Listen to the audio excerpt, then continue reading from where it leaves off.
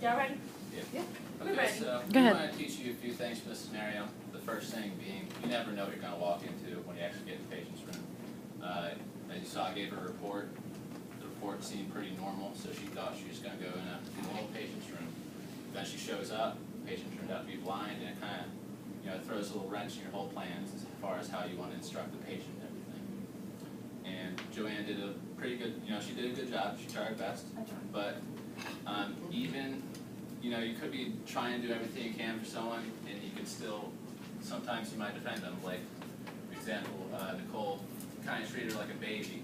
I don't know if we got that across too. We're trying to get that across, where she just wants to be treated like a normal human being. But we kind of babied her a little bit, and she did not like that.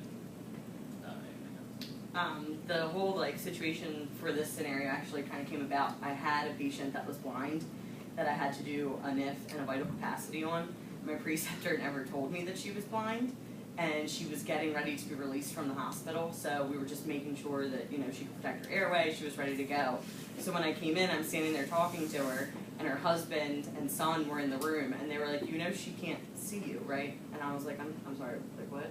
And they were like, she's legally blind. So I had to kneel in front of her and get down on the floor, and Joanne had my hands out. I was able to feel each piece of equipment, explain what it was and how to do it.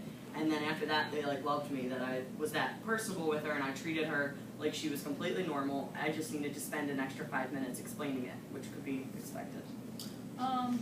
Basically, I just have a question, what way can we avoid this from happening, basically? How can you avoid from the therapist not knowing that, how can you avoid situations like this? Well, basically looking and, yes, you gave a report, but checking on your patient and, the computer on their file to make sure, that data should be in there. So the fact that they are blind and they need special assistance. So Well, with this situation, it actually takes more than one person because it's the doctor's responsibility to put it into the chart.